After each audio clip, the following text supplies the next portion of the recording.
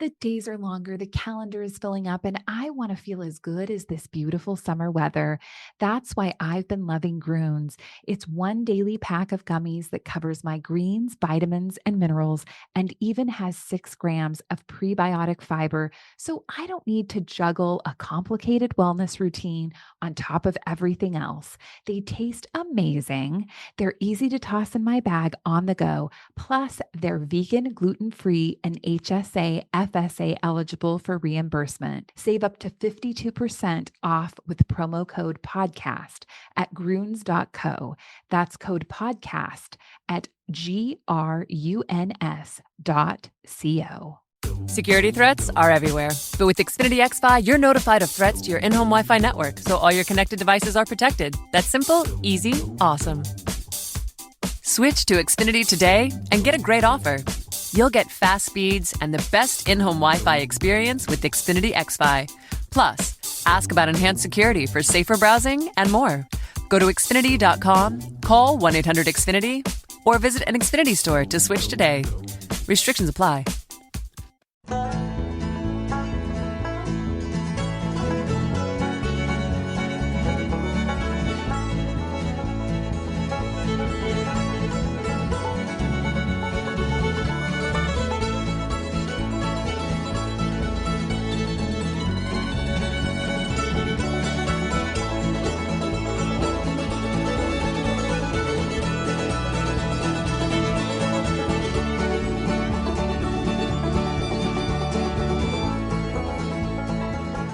Michael wants to do a whole show about Vegas. I'm not going to let that happen. We're going to start with some other hockey stuff before we get to his favorite city and his favorite team, and his favorite general manager, and his favorite group of players, and his favorite hotels, and all that. He's giving me funny looks right now. No, already, you're giving me funny looks. No, I was just it's because my phone went off, so I was turning off the ringer.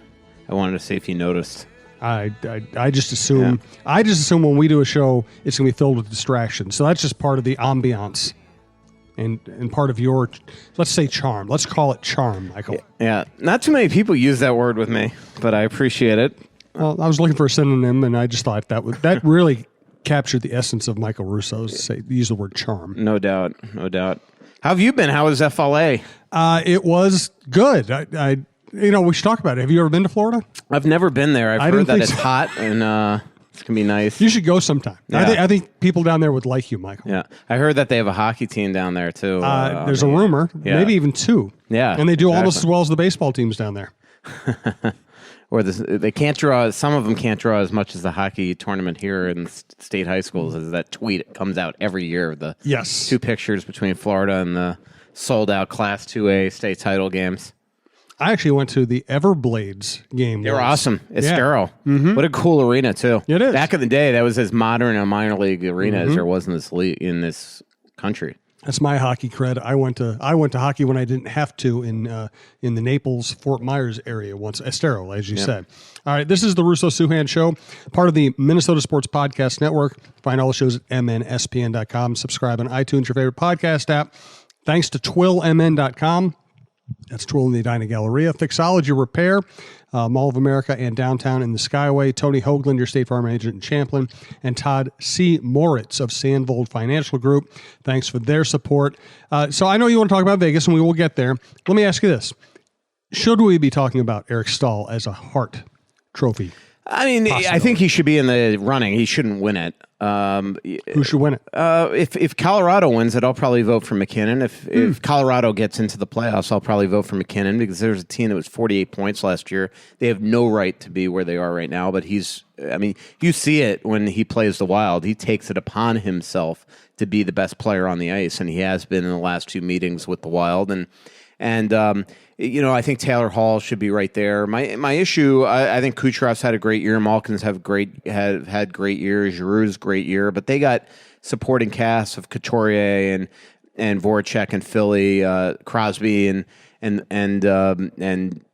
those guys in Pittsburgh, the Gensels of the world, and Tampa's got a laundry list where I think that Hall and And I'm sorry, I can't rightfully pick McDavid this year, even though he's been tremendous, because the team hasn't been good. And what McKinnon's showing is that one guy can help an entire team get to the playoffs. And so that's where I'm going. Now, that's not to take anything away from Stahl. I just think that, really what Stahl has had is a tremendous month and a half right now. But and a great season, but it's really been, his numbers have been inflated by the fact that he's got a ridiculous 18 goals since January 25th. So, that's more than half his goals, or about half his goals that he's had in just the last, month and a half. So, I just, to me, and the other thing with the Wild is that, look, they are where they are, but they are, every statistical category tells you that they should be in the bottom of the league. It's crazy where they are. It's nuts.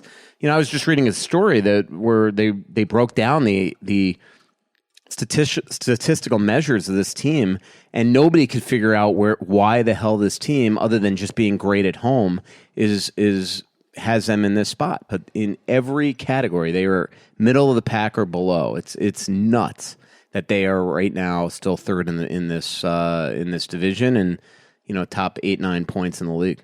Should we pay attention to hockey stats? Well, obviously not. If they're in the, if they make the playoffs, I mean, I think that what it's telling you is that, there's ways to supersede, bad possession or mediocre goaltending, at least statistically, or their road play has killed them this year, and is a big reason why they are middle of the pack or below and everything. Where at home they're not in that way, but overall it's because of their road performances. But I mean, obviously, what comes down to the end, the most important category is victories and points, and they're gobbling them up, and have put themselves in a position where they're ahead most of the teams in the Western Conference, and at least as long as they get 6 wins in their last 13 games, should make the playoffs here. And so their schedule really, really toughens up big time. In the next little bit, after this little stretch of playing Vegas, which obviously, I mean, I'm not talking about the opponents are playing. I'm just saying in terms of tightness. So you play Colorado on Tuesday, then you go to Vegas, which is the best team in the Pacific statistically, record wise. Then you go to Arizona, then you come home, play the Kings, and then you play. It's something like 9 games in the last 15 days of the season. That's nuts. I mean, so they've got a tough schedule still ahead. So you want to get some points here. Is there a real possibility of a slide? No, I don't. I don't see them going in a slide. They still have 6 games at home, so that they usually win those games, and they'll peel off some points on the road. I don't see a slide coming. I really don't. They worked their butt off in Vancouver. I know it's the Canucks, but that was to me an impressive win, and they've had a lot of impressive victories lately. But they have some tough games coming up, and this is an older team appreciably compared to most of the teams that they play on a nightly basis. And when you play Nashville twice, Dallas twice, those 3 California teams, you're going to get up for them, I think, naturally. And so the big concern that you have is just fatigue with this team. I know that Bruce doesn't want to use it as an excuse, but look, what we're seeing is true. The 30-somethings on this team, especially on the second of back-to-backs, look tired. The smaller guys on this team, the Granlunds and the Spurgeons even, look very tired on the second of the back-to-back. I mean, Granlund might have been their worst player the other night in Edmonton. He was horrific. Which is a rarity for him in the second half. So those are the things that you get concerned about. But I still think that this team is going to, hey, a little slide wouldn't be bad. Just saying. Right. Who would you like to see? I mean, if you were a Wild Vegas. fan, I mean, I'm not just saying it completely selfishly, although it's 80-20. Brandon's laughing right now that you're saying you're not saying it selfishly. No, I'm 80-20 selfishly. But 20-80, I think that's because they could beat the Vegas Golden. I think I really am having trouble buying that Vegas is going to win in the first round. I know this is going to. I don't want to, make a fool out of myself as more so than I actually. That's do. What the show's for. Well, I know. I contradict myself from week to week, but I'm sorry. Would you rather, as a Wild fan, play Winnipeg, Nashville, or Vegas? Who do you think they have a best chance going? I think if you could skate, you could beat Vegas. I think their blue line is not very good. And I think that we're seeing it lately. I think they are starting to come back down to earth here. They had a big win the other night, but I do think that they're a team that can be beat. I think the easier road is through them. So it's funny. I was watching Dallas last night, and they pulled the goalie with like a minute and a half left, and weren't like even shooting pucks. It's like, I think when Dallas and Minnesota go through that last 3 games together on the California trip, they have the same exact schedule. They're like both going to be jockeying to lose games to make sure that they play Vegas, because it's like both teams, I mean, I saw one of their Dallas team employee media people on NHL Network the other day saying, like, well, let's be honest, they'd love to play Vegas. Everybody wants that. I mean, it is not going to be easy to beat Winnipeg or Nashville in the first round. I'm going to ask you what your favorite hockey stat is, like the most revealing, comprehensive stat is, after I thank Twill in the Edina Galleria, twillmn.com, Scott Dayton's men's clothing store, right there down from Starbucks and Barnes & Noble and Good Earth and all the good places to eat in that very cool mall. Hi, I'm Stacy Souhan. I love Twill, Scott Dayton's shop in the Edina Galleria. Twill takes the stress out of shopping by offering updated traditional fashion. I know that if Jim goes in there shopping alone, I will like what he buys, whether it's pajamas, flannel shirts, or suits. I plan to recommend Twill to my daughter when she has to buy wedding party gifts and attire. Twill in the Edina Galleria will bring your fashion game to a championship level. Do you have a stat? Oh, how about I turn on you and tell you which one I don't like the most? Sure, you can do that. Shooting percentage. It drives me crazy that people that use this as some sort of measure. I think the majority of players, unless you are the elite, a shooting percentage is complete luck in hockey.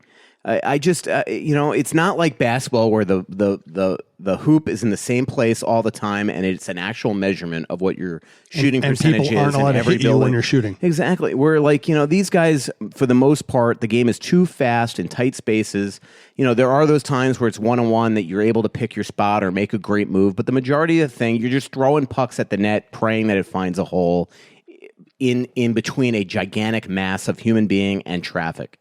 And so, I just feel that stat in particular is an absolute lucky stat. And so, where I get it is like last year when Granlund shot out of his mind, you just know that he's not going to shoot that again. Mm-hmm. I mean, stuff like that. But it's because last year was very lucky.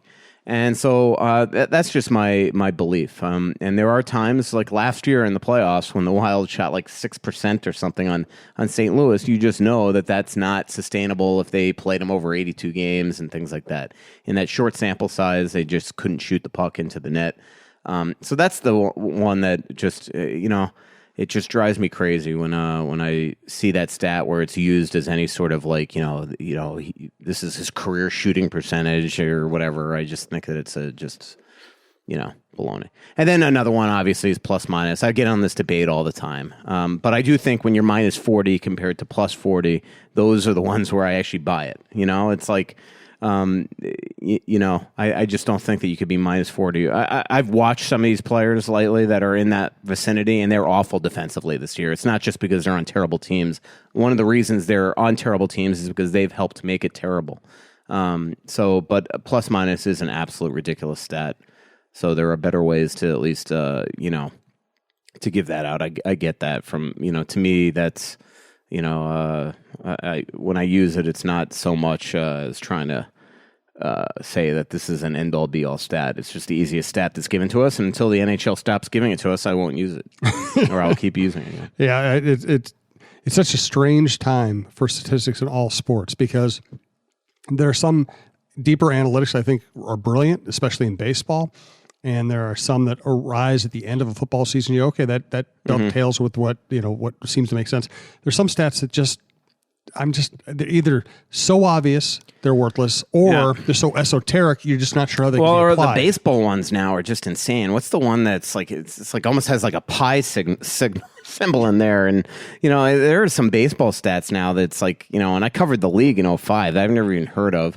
In hockey, look, I think there's great measurements. I mean, I was just reading a bunch of stuff and putting together a bunch of stuff for this Spurgeon story that I'm writing of all just where he is in the last 5-6 years, and especially the last couple of years analytically on this team, and I do think it's valuable. I mean, this team is pretty mediocre to actually very below average from a shot attempt percentage standpoint, yet he's the best on the team. And I think that stuff is useful. I love the stats when you figure out, how players are with certain players on the team, where I love is also the analytics sites that after a game could actually tell you how often the Koivu line was up against the McDavid line and what the McDavid line did when they were on the ice together. I think that stuff is very useful in game. So, I'm starting to get it, but look, I think all analytics experts and bloggers would agree with me that I'm still pretty, I'm a novice when it comes to it. It's why we hired analytics people at The Athletic to write for Minnesota, because I think that they can demonstrate it more than me. I'm not exactly bright. Brandon, we have another show intro. Yeah. We're going to start. Let's just lead every show. There's one person out there that I do respect, Evolving Wild, that I actually want to sit down and kind of have him teach me. That's what I went out with Tyler Dello, who's our analytics. He worked for the Edmonton Oilers, and he's just an analytics expert. Has built all his own models and measurements up in Toronto. When the Wild played there this year, I got together with him the night before a game to have him actually put me through tutorials and things like that. And then Dom, who's one of our analytics guys in Toronto, I had him sit with me during a game to essentially help me cover a game better, using a lot of the analytics sites and what could be the most helpful for me in game and things like that. But I mean, I'll be honest. A lot of times when I go to these sites and I look at their charts and look at some of the statistics, it's tough to sit there and dissect when you're writing a story immediately after a game and you go through a lot of this stuff. Plus, and I still think hockey is the toughest sport to basically measure analytically, especially shot attempts. I still find that to be bogus when it comes to possession, because also the essentially the definition of shooting the puck is you're giving away possession. Right. So a lot of ways, I'm sorry, a lot of times if what was it the other night? I mean, the Wild took a shot and it went back the other way and they scored, and it's just like, all right, that didn't exactly help you on the pro there. So let's I have a question about Boudreaux. We have a lot of Twitter questions we want to get to here. I'll let you talk more about Vegas if you want to. And we have the Avalanche coming to town, which has been a kind of a weird on-again, off-again rivalry between these franchises. Do want to thank Fixologyrepair.com. Fixology Repair, third floor of the Mall of America by Nordstrom's, or downtown Minneapolis, just south of the Wells Fargo Center, right across from Dunn Brothers and Taco John's. There are some things in life that you just can't live without. Now, whether it's a special piece of jewelry, a watch, or even your smartphone, you want it in working condition. At Fixology Repair, we are committed to restoring your pieces so that everything works or fits the way it ought to. Watch servicing, chain repair, and broken screen replacements are just a few of the services that we offer at our 2 locations, Mall of America and the Skyway in downtown Minneapolis. Please visit us at fixologyrepair.com or at fixologymn on Twitter to learn more. Mention this ad and get a 10% discount on our services. Boudreaux's not going to get a lot of Coach of the Year votes because the team isn't performing as well as it did last year, and that's the first thing people look at.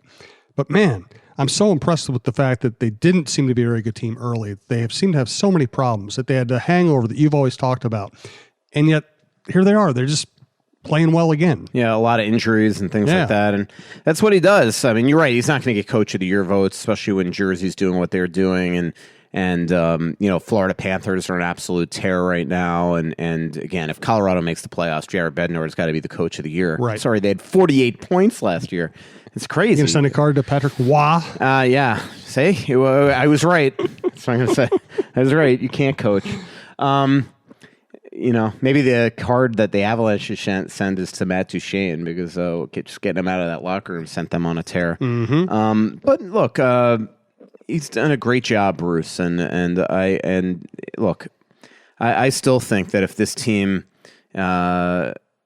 would be a lot better if some of the egos weren't as strong as they are in that locker room. I really do. Sometimes you just got to play the game and not worry about ice time and not worry about who's on the ice late in the third period or in overtime. And that puts a lot of pressure on the coach, even one with a lot of acumen that Bruce Boudreau has. And we saw with Mike Yeo, and still, I mean, there's a lot of egos on this team throughout the lineup. And I just think that it does put a lot of pressure on them. But when Bruce finally says, look, this is how we're doing the power play, and this is who's getting on the ice, and this is who's I'm putting on lines with, that's when this team seems to play well. And that's just my opinion. And you can read between the lines. I don't even think we have to read between the lines. I think you pretty much spelled it out. Can we start this podcast? Things you shouldn't have said. They're always the best things on the show, though. Yeah. So anything else you want to say about certain players in the line? I mean, I'm just enjoying the thread. Yeah. I'm just going to kind of let you keep burying yourself and keep going. I don't even know what you're talking about. Don't we have Twitter questions? Do we have Twitter questions today? All right. Well, tell me about the Avs. Is there any blood, bad or good, between these teams anymore? Or are things kind of changed and it's been non-competitive enough that they don't care just about the fans and me. That's about it. Avs fans just hate me. A lot of it. They do. So yesterday, actually, A. Dater put out something about wondering if I'd rent out a room to him or something, which was weird. It was a weird tweet to begin with, and then of course he riles up his Avs fans I'd ask if he didn't block me. I'd ask, and then this one guy just attacks me twice. I look at him. He's like associate professor at the University of Colorado. Really? And he's a fascinating guy. Like if he wasn't being so mean to me, I'd be like, dude, tell me about Antarctica. All I do is watch documentaries about Antarctica. I've said it before that it's like if I would be able to go there, I would do it. If they built a Marriott, the Anthony Bourdain Antarctica thing that's on CNN, I've watched that 1,000 times because I'm just so fascinated by the place. And all I want to do is be nice to this guy. I haven't. Oh, you got to see that. Yeah.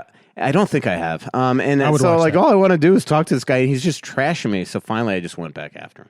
But it's and then Dater's shot, and Dater's shots fired or something, and I wanted to be like. And I finally I said, you want to hear a shot? How about the irony that these people are calling me a homer when they're replying to a tweet by you, who might be who is legitimately the biggest homer reporter in the history of this world, Adrian. And I hope you hear this. I mean, it's crazy that happens. So the fans there still hate me for some ungodly reason, and all I do is Russo Slacks makes fun of me lately is pump their tires. Is all I do. How do you rip them when they're demolishing the Wild 7-3 and 7-2 and 7-1 every night? You know what I mean? But what was the question? I have no idea.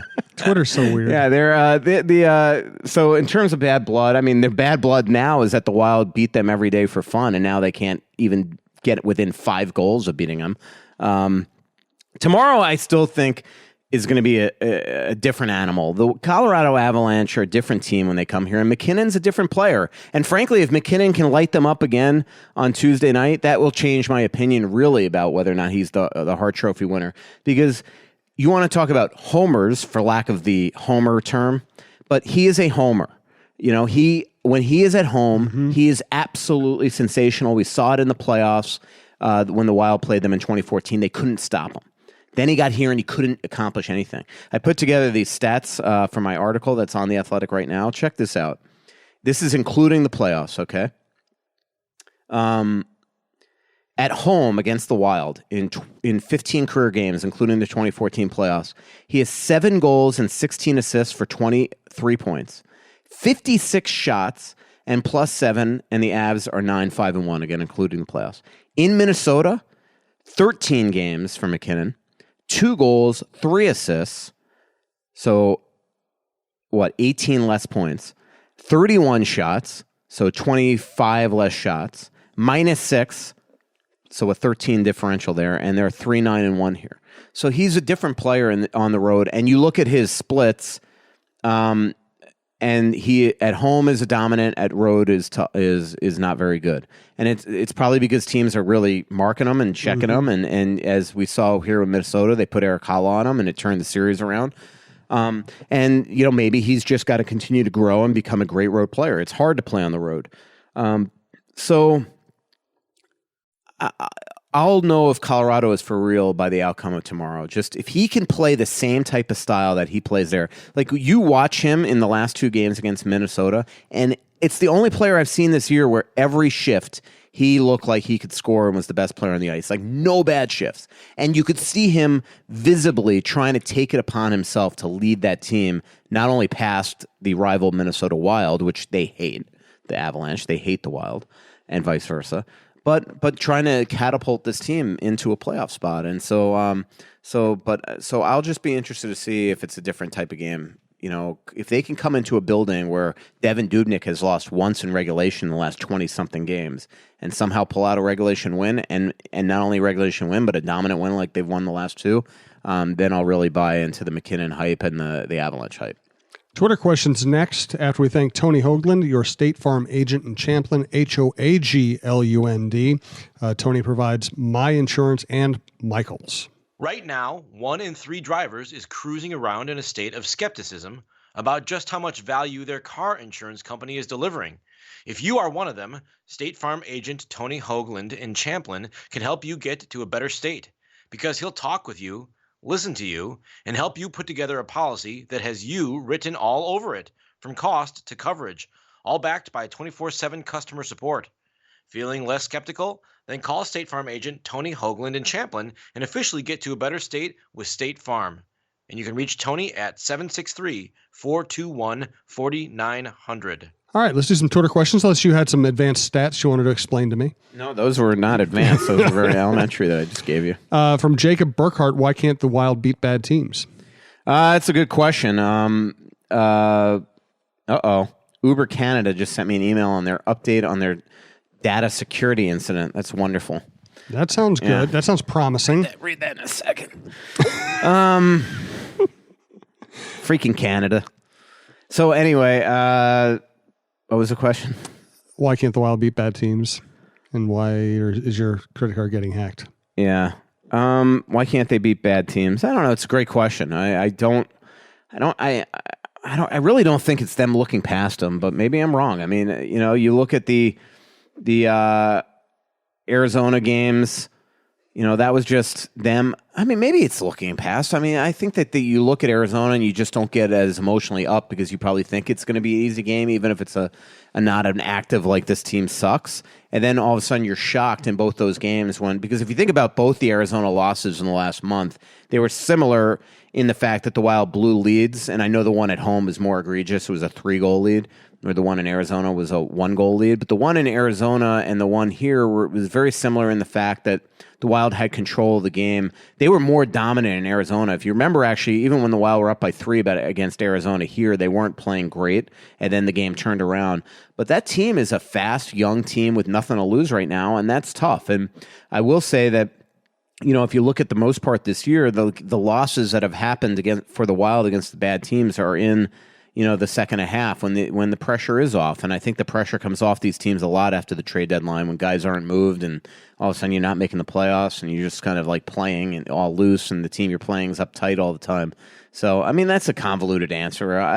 But I agree. If the Wild had these points, they're 1-4-2 against the worst 3 teams in the Western Conference with 2 more to go, by the way, against Arizona and Edmonton, the Arizona game on a second of a back-to-back.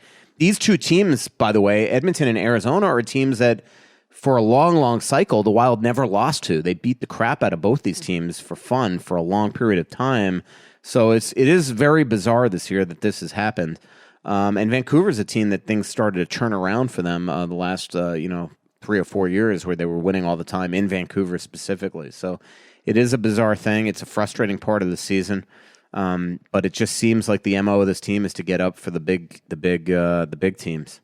Which, if that's the case, bodes well for the rest of the year because the Wild have 10 games against playoff teams left. And the 11th, by the way, is LA, which is basically in one day, out one day. So from Miles' death, will the Wild regret trading Mike Riley? I don't know. I mean, he was never going to be above. If they trade Jonas Brodin this summer or something, and then all of a sudden you're kind of rebuilding your left shots, it's fine. But he was never getting past Suter and Brodin. And, you know, that is the problem when you sign guys to long-term deals like 6-year deals and 13-year deals is that you do shut them out. You know, it's a lot of people keep on asking me if the Wild are going to sign Jimmy Schultz from St. Cloud or Daniel Brickley from Mankato State and Minnesota State Mankato. And I will say that when you're those two, like the Wild badly want to sign them both. But if you're looking at, you got Schultz, you got, Brodin locked in here, and you got Suter here for another, 7 years, they are going to look at it like, is my opportunity there greater or lesser than other teams out there? And that's where I think is very tough. And so from a Riley standpoint is that maybe he never got his ice time here because he never had that opportunity to get it here because you're always playing behind those guys. So look, Riley is playing 27 minutes a night right now for the Canadians. I think he's got 6 points, something like that. So he's definitely looking good, but I still have trouble believing that the Wild at the end of the day is going to regret that move. I don't know. It's a good answer. From McDreamy, should we expect to see Sokolov soon? He's number one in goals in the OHL. Well, soon, like maybe if they got to sign him by June 1st, but soon in the NHL, no. From Zach Brown, which current Wild player would make a good NHL head coach or general manager? Which of these players would you rep least as a general manager Suter or coach? might be the GM of the Wild one day. GM Ryan Suter. What do you mean one day? One day. Yeah, that's a good point. Suter, I think, has aspirations to one day do that type of thing. I don't think coach, but definitely manage.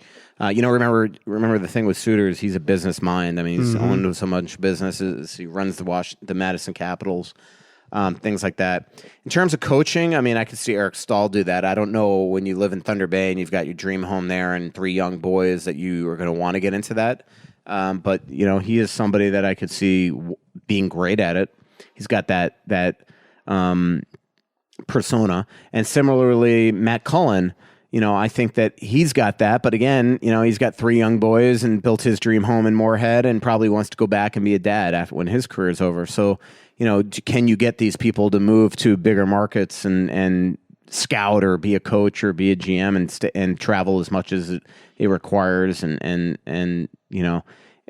My guess is that they're going to want to be fathers first when their careers are over. Mikko's somebody that definitely might have that type of aspirations coaching-wise, whether it's here or in Finland. He's also building his dream home there, so he's going to probably go back when his career is over. Guys like Spurgeon, I mean, you could see him being a coach one day. Things like that. From Derek G. Johnson, where I answered his other question, so we'll ask this. Does Russo think OJ did it? I was actually in L.A. on June 12th, 1994. Were you? Yeah, I was. In fact, I was at the airport at the same time as OJ. I took a red eye that night to You're Atlanta. Forrest Gump, man. Yeah, I took a red eye that flight to Atlanta. I didn't see him, but he was apparently at the airport flying to Chicago. Wow. Yeah. I was covering a Twins game in Baltimore, Camden Yards, and sitting next to the TV and just like watching the Bronco chase instead of the baseball game all night. From Isaac Henskes, excuse me. Do you see Dumba and Zucker on this team next year? Yeah, I do. From Nate Wells, having lived there and elsewhere for long stretches, what do you guys make of the hoopla over the high school tourney in Minnesota? Well, we had incredible coverage from some guy named Nate Wells on our website, so that probably helped. And a guy named John Millay probably does it better than anybody, and he's from the podcast network. On Wednesday, we're basically no, that's very funny here, Jim. I wasn't being funny. I was being dead serious. I saw the look you gave Brandon. Well, yeah, the good thing is we can edit your part out and keep my part in. What the fuck were we talking about? Wednesday. So normally we're out of town the entire thing, but Wednesday we were in town, so I made sure the Wild had practice at their new practice facility. So I walked over and I wrote my story from the press box and watched. I stayed till the 6:00 game was over, and I had an early flight the next day. So I saw about 3 or 4 games that day, and I just think, and that was when the arena wasn't as packed as it was for Class 2A. But it's just, I mean, the games are awesome. They were just really fun, exciting games. These kids are great. I find it fascinating, and I think it's just so unique to our state. And I'm from Florida, where football's king, and there's great baseball and basketball high school programs down there. And Florida, again, is as big as you can get football, other than Texas and maybe Ohio. And I just think that it's unique to our state. I mean, you saw the attendance those weekend games for the championships it's awesome. I actually have a viewpoint on that. I do want to thank Todd Moritz, Todd C. Moritz on Twitter. It's Moritz of Sandvold Financial Group. That's SAND, V as in Victory, OLD. You've seen their billboards along Highway 100 and 169 and everything. Todd has been sponsoring this show and the Shaver-Souhan show for a while now. Plan for tomorrow today. It sounds easy, but for many people it's not. The good news is, planning for your financial future isn't something you have to do all by yourself. Visit sandvoldfinancialgroup.com to request more information and ask for the tax-efficient insight of Todd Moritz, CPA. Registered representative of and independent of Questar Capital Corporation. Member FINRA SIPC. Advisory services offered through Questar Asset Management. I think the hardest part of your job is getting that out as fluid as you do. Like I hosted with La Panta last week. Yeah, thank you for getting Anthony on. I appreciate it. But as Brandon can attest, I am not as seamless with the ads. Like, it's just I feel like our great sponsors didn't get their money's worth last week. I was just like stumbling over it, I don't think I gave out their Twitter accounts and things like that. So, although Tony sent me a nice note, which I completely meant. I mean, Tony Hoaglund is my State Farm rep. So, like everything I said, I meant. That I love. Essentially being represented by him, but maybe it's because I haven't had a car accident or house issue too. That's when you really don't like, that's when you get worried. I will say I used to have a State Farm agent when I lived in Lakeville, and we had a car accident, and man, they just took care of everything. It was amazing. So, not only do I like working with State Farm, I like working with somebody I know with State Farm. Yeah. We've played golf with Tony, we've hung out with him, so I feel very comfortable working with him. Let's do a few more Twitter questions here. From Russo Slacks, what's your favorite McKinnon play this season? Okay. Here's my viewpoint, by the way, on the hockey thing. I literally get stressed when you ask. I know, it's awesome. When I digest his questions. It's the best. I've lived in Indiana. I've lived in Texas. I've lived in Minnesota. I've kind of witnessed each of the tournaments, and they're all great. But I think there's something different about Minnesota because it feels like it's like everybody's life is being transferred into the XL Energy Center. I don't know if football is a big game phenomenon, and it's great, but they don't sell out the stadiums. It's a smaller crowd. You're not going to sell out a 60,000 seat stadium for a high school football game. Indiana high school basketball is great. It's really intense, but it doesn't feel that much different than the regular season. All of a sudden, you have these high school teams from all over the state coming down and playing at the X. I'm not even sure I can explain why that feels different, but it does. Yeah. Well, I could tell you that back in when and I don't know why I would have been in town. Maybe I don't. But I remember when Minnetonka was in the state finals the last time, and that they lost to Edina in the finals after that crazy long overtime game with Hill Murray the night before that they won. And my cousin was playing for Minnetonka, and that was also when I was just when I just really, knew the family, because I'd moved to Minnesota only a couple years before. And so I barely knew Andrew at the time, and yet I was like completely invested in just how exciting it was to watch Minnetonka that whole run, and rooting for Andrew especially. So I get it. Like, there's just this kind of pride that you see, especially if you know these kids, watching them play the sport out there. This year, I mean, I have a couple, Andy, who I probably shouldn't say his last name, so that out. But Andy, who went on my Scotland Ireland trip this year, and Claudine, their son plays for Woodbury, so I went out and watched his son play for Woodbury, and and I don't even know if I ever met his son. But just knowing that they was out there, you're just kind of watching. You're like, wow, this is just so cool being able to watch. And they played this game against Hopkins, and I've gotten to know the captain of Hopkins there, and they were just coincidentally playing each other, and it's just kind of cool, knowing that. And there's just what I was always amazed watching my cousin play high school hockey is how physical the games get. It actually scares the crap out of me just seeing these kids hit each other. But the games at that level, like watching Orono and seeing the nervousness of Mark Parrish the other day, was amazing.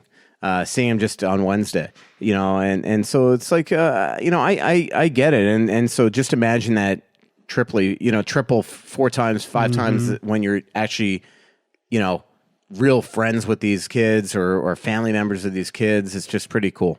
Absolutely. A couple more Twitter questions. Thanks to all our sponsors. Thanks to all of our listeners, as always. From Brian. How come you're not going to Vegas? For what? The Wild game.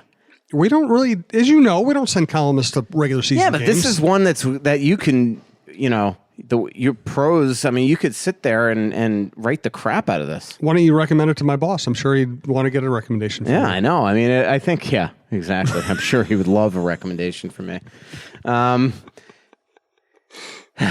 So anyway, but it's gonna be so cool, Vegas. I'd love to go. You know what? I am going on Wednesday morning at 6 a.m. because I have to get used to the dry air out there. Even though they don't play till Friday night. Just saying. I actually have it's actually a work trip for me, Jim. Just saying.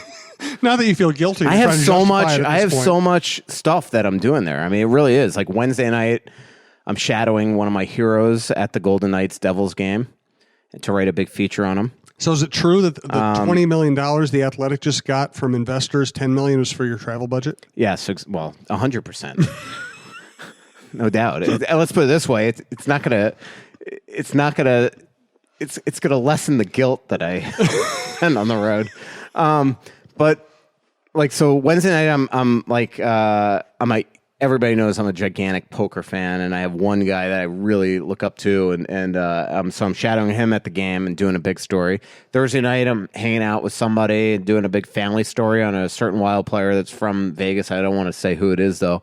And then what's really cool is that there's just all these, there's just Minnesota fans everywhere. I mean, we have so many things already lined up for fan atmosphere stories and things like that.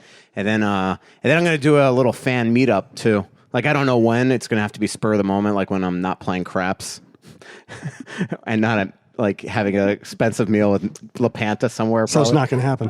Yeah, but probably Thursday night, it's going to have to be late because that's I have to go all the way out to the Vegas Golden Knights area where their practice facility is on Thursday around 5 to go sit down with that family that I can't say who they are and then I'm actually going to go over to the Golden Knights practice facility. We're supposed to be should we just be subbing in the word strippers for family? Yeah, and then I'm going over to the Golden Knights practice facility to see it for the first time, and then there's a bunch of Minnesotans that are playing hockey that night. So at some point that night, I'm going to say, "Meet me here," and then hopefully a bunch of Wild fans come. So it's going to be a cool trip. Will you be dressed like Elvis? The one thing is that Skylar on the Twitter asked, where's the Vegas meetup? It's going to have to be spur of the moment Thursday. So hopefully Skylar and his awesome father come.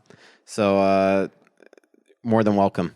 Drinks on me, maybe, now that we have that 20 from Jeff. Can you imagine if I turn in a receipt for $800 for drinks for just Wild fans? I think they're going to want proof that I sold some Athletic subscriptions. I think they would want that. Yeah. Yes, they actually. I said that to them. I'm saying, hey, I'm going to have this fan meetup, and I guarantee not a lot are going to be subscribers. Do you want me to give them some sort of discount code? So they made up some code called theathletic.com/I know Russo. Is that crazy? So. You're just getting to be too big a deal. That's all it is. From Jeff on Twitter, love Cullen, but can he play the role that Haula did the last few years, frustrating the speed guys of the other team? I don't think he can. I think that I just don't. I mean, they don't even use him in overtime, which I think is ridiculous. They don't use him at the point because they're worried. Bruce is worried about his foot speed if all of a sudden he's got to retreat on a shorthanded play, which I think is just also ridiculous. So I don't see them believing that he could be a shadower. And let's be honest, that was a unique thing. That the reason why you don't normally have somebody shadow a player, man-on-man type thing.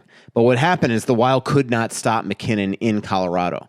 And I don't think when you're playing a team, say the Wild play Winnipeg in the first round, I mean, and you've got Nikolai Ehlers, one of the fastest players in the league, Blake Wheeler, who dominates them, Scheifele, Laine, even Perot eats him up. Brian Little. I mean, you cannot take one of your guys and just say, shadow that guy. And then who's going to be that guy? You shadow Nikolai Ehlers, who, by the way, is the guy that just seems to kill the Wild and flies and dives all over the ice. Then all of a sudden you're leaving three other guys. To me, the McKinnon thing was a really just unique thing. So that just doesn't happen in hockey usually.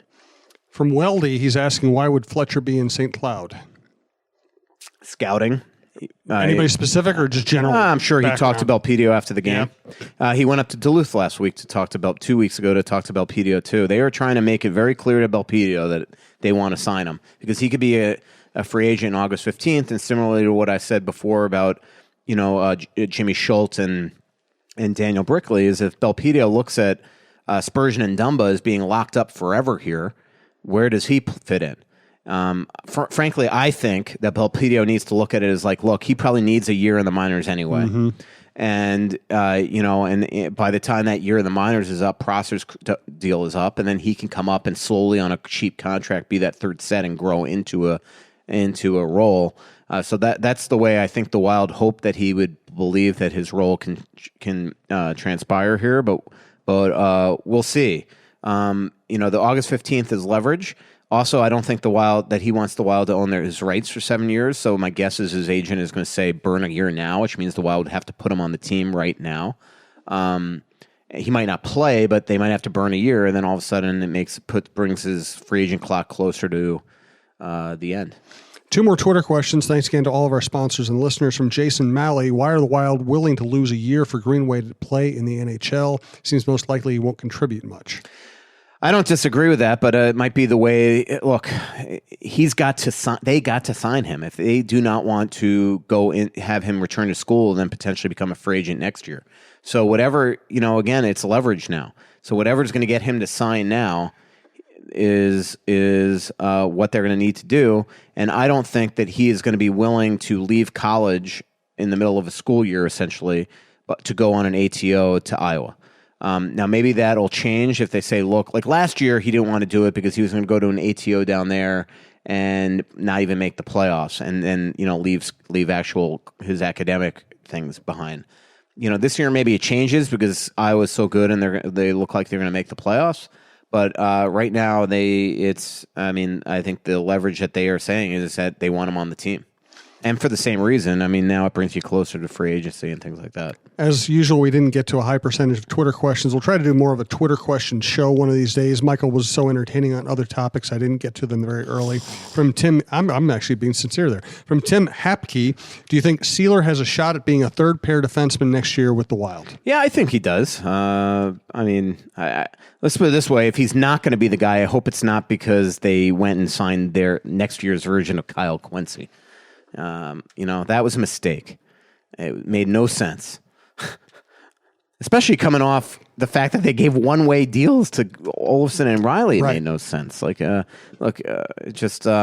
Sealer's impressed not only us, but I think the coaching staff. So we'll see now that he's coming back to injury if he's the same guy. Okay. I will say he can't fight the way he did last week. He won't have a long career if he fights that way. Right, and I know people... It was entertaining. People love the entertainment and the inspiration of it, but it's just not smart to take it's not even that. Action. It's just you got to protect yourself. You can't trade blows. This isn't back in, he's not only going to have a low career, but he's going to pay hurt for it later in life. So... I get that everybody loved the fight and tried to, and it is uncomfortable when you romanticize something like that last week. But he also got hurt doing it. Yep. I assume one thing that we asked to talk to him today, and then we kind of completely forgot about it because there was so much at practice. So we'll get him tomorrow. Somebody speculated to me inside the organization that actually he didn't get hurt in the fight, that he got hurt when he was pitchforked and fell down into the post. So we'll ask him if it was him punching the guy and that's how he strained his thing, or if it was the other thing. So I'm not even going to ask you for a final thought because you've given me so many great thoughts, Michael. So many great thoughts. Yeah. In one show. It was really full Russo. You got uncomfortable. You went on tangents. You forgot what the question was. It was starting with me kind of fighting with another guy on Twitter. Which is awesome. I just don't understand. Here's my final thought. I just don't understand, Jim, why, my issue with Twitter is that people could be so absolutely mean or just, just take a pot shot at you. And then when you come back at them, then they are like, I can't believe you went there. Like I'm sorry. Like I think you know my personality by now. I'm not professional. I'm not like if you come at me and say and rip into me for tweeting out. Look, this is my lot in life. For this thing to survive, we've got to have people subscribe to The Athletic. So if we have a great hire today, like when we hired Richard Deutsch. I hope I'm pronouncing it right, because I listen to his podcast all the time. It's tremendous. If I am, and I tweet that, or if we have a student discount, and I tweet that, sorry, yes, we are a business. This is the difference between when I worked at the Strip was a business too, but it wasn't on us to sell subs. Right. And now it's like, look, I want to make sure that this is a long-term thing for me. I don't want to be looking for a job in 2, 3, 4 years. So yes, I am going to do it. And if you have a problem with that, freaking unfollow, or how about this? Don't mention it to me, because my reaction, if you do mention it to me, is going to be like this. So I said to the guy, I said, he comes at me with, I don't remember you doing this at the Star Tribune. And I said, well, if you want, I could help you not see these anymore. Yes, a jerk thing to say, but you were being a jerk to me. And then he goes, I'll beat you to it. And he unfollowed me. And I'd be like, so, and this is kind of what I said to him. I'm like, I'm sorry. Like, if I don't understand fans that come at you with a comment that's going to piss you off and expect me to just ignore it. I don't have that ability. Some people do. Some people don't block people. Some people don't mute people. I am not one of them. I wish I had that ability, but I don't. I've got my father's blood in me. That's my final thought, Jim. Pretty little city built on a hillside. Music in the bars and fire in the sky. We went to the beach and it was covered in ice. And I used to call it home. So much coming out, there's nothing going in. I know that you feel like you're never gonna win. Oh, but the world won't forgive a winner. And I'm not exactly bright. Holiday tips and fun facts from Paul, Kristen, and Dexter at Total Wine & More. The custom of bumping glasses with the cheers came from old Rome. When in Rome, cheers! A pork crown roast with cranberry stuffing deserves a ripe, fruit-forward Cabernet from Paso Robles. Let me help you find the perfect bottle. Looking for the right wine for a meaningful gift? Consider me your wine concierge. Whether you're entertaining or just bringing the wine, we'd love to share our always low prices and ridiculous selection with you. This holiday, now offering same-day delivery at TotalWine.com. Cheers! Holiday tips and fun facts from Paul, Kristen, and Dexter at Total Wine & More. The custom of bumping glasses with the cheers came from old Rome. When in Rome, cheers! A pork crown roast with cranberry stuffing deserves a ripe, fruit-forward Cabernet from Paso Robles. Let me help you find the perfect bottle. Looking for the right wine for a meaningful gift? Consider me your wine concierge. Whether you're entertaining or just bringing the wine, we'd love to share our always low prices and ridiculous selection with you. This holiday, now offering same-day delivery at TotalWine.com. Cheers!